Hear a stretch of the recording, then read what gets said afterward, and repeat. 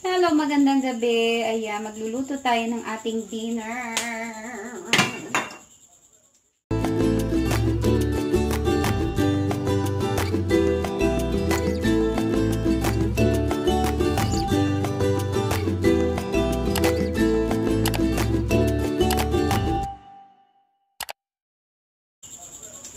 Ang lulutuin ni Mami Jo ay ang adobo pusit.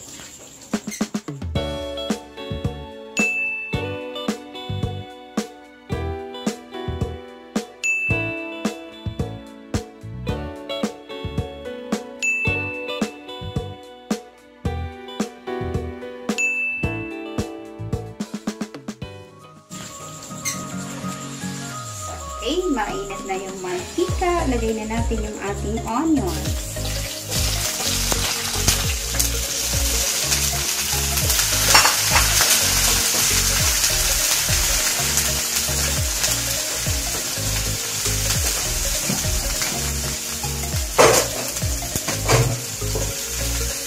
After ng onions natin, lagay na natin ang ating bawang. Nakikita natin mamaya yan. Masarap yan. Ay, kumusta kaya ang mga nasa barangay Badian ngayon? Hindi man tayo nakakatawag sa mga lola pe. Kamusta po? Shout out sa mga mami dyan na gabi na magluto. Kaya po ginabi dahil nag-deliver pa po ng mga orders ng pick up sa Avon. Alright, so after nito, pagka nag-brown na siya, lalagay na natin yung ating fresh na pusit. So, ito po, sa Malvar po namin ito binili kanina habang nag-deliver po ako. Nakita ko may pusit, kaya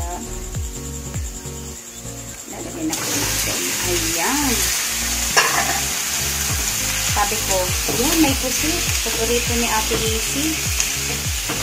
So, igigisa-gisa po muna natin para dagdagan natin ang apoy. Niluto muna natin siya sa kanyang mantika. Saka natin siya lalagyan ng konting toyo, suka, and then pepper. Yan po yung ating mga ilalagay. So, didiktigin ko pa ng konti yung ating pepper.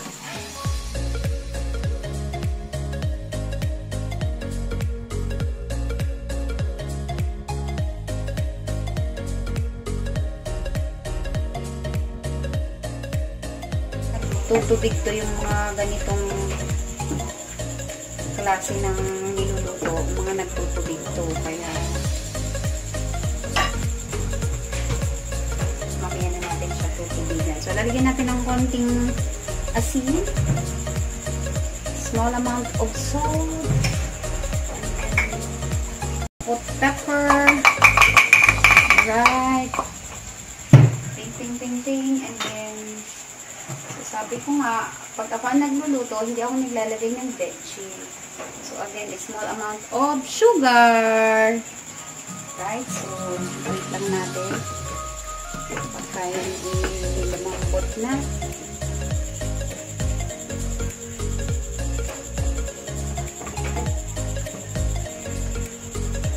Masarap na yan.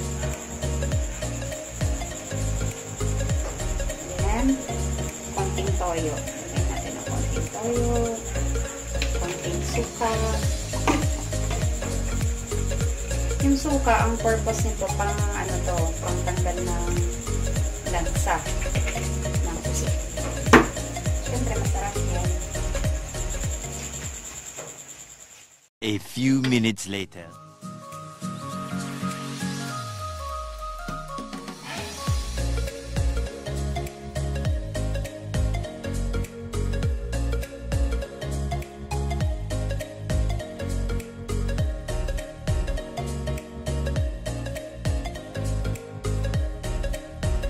Our adobong pusit.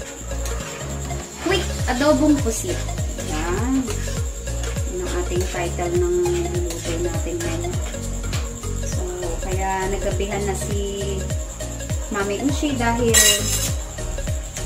nagkaroon pa tayo ng mga customer na pumunta pa sa bahay.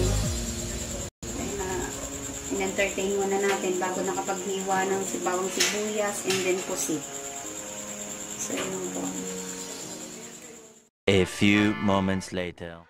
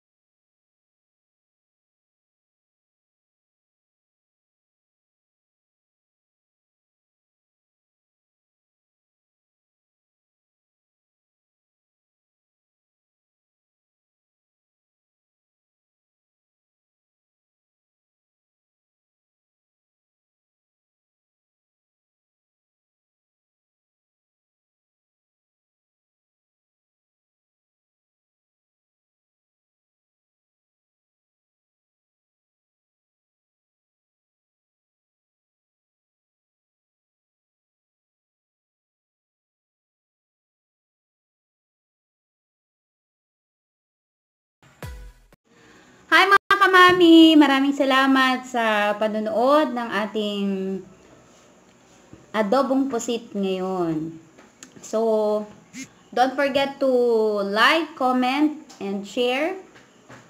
And of course, please click the notification bell para naman po updated kayo sa mga bago pa naming i-upload. Maraming salamat mga mami! So, see you next time! Bye-bye po!